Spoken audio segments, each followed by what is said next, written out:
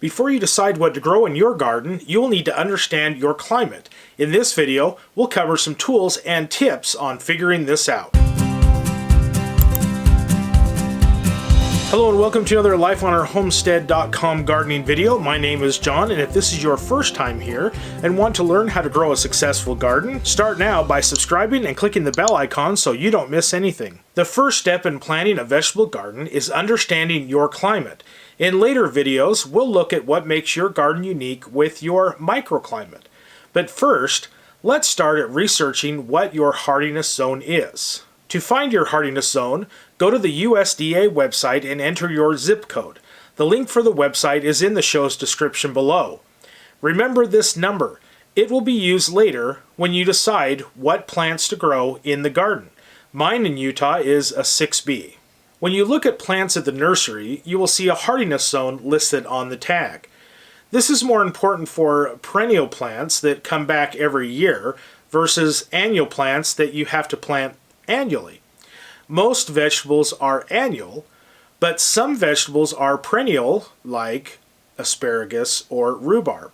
If your climate is too cold in the winter, these plants will die off and not survive. So this number is important in plant selection for perennials or plants that come back every year.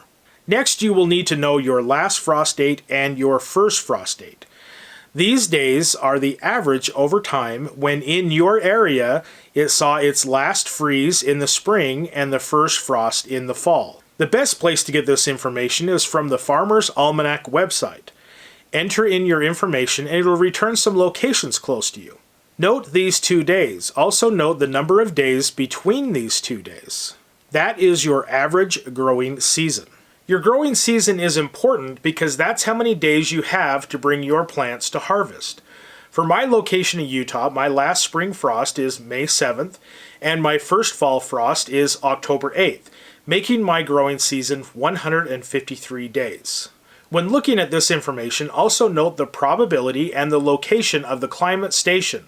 If the probability is low, like mine 50%, you need to hedge your bets on when your last frost is. Also, is the reporting station close to you, and does it have similar topography? If not, the information will be less reliable. This is why creating our own gardening journal is important to gain this information for ourselves. These numbers are important in knowing what to plant and when to plant. For example, watermelon takes 80 to 90 days of a growing season.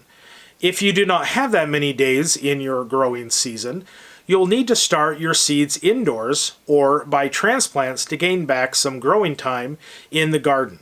If you have any questions, please post them in the comments below. I can try and get you answers, and your question may be featured in an upcoming Q&A video. So now let's put these dates into our calendar to help us plan. As you can see here, I like to use the Google Calendar because it's free, and you can create a calendar specific to your garden.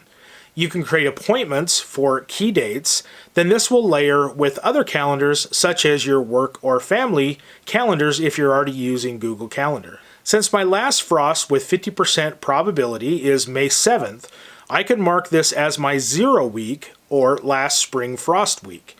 Any week before that is a negative week counting down to the last frost, and anything after this week is a positive week counting up through the growing season. Based on where you live, this 0 week will vary, but everything we do in our videos here will be based on this week structure, so you can follow along in your garden. By counting weeks forwards or backwards, we can set dates for starting seeds indoors, sowing seeds outdoors, or knowing when it is safe to transplant.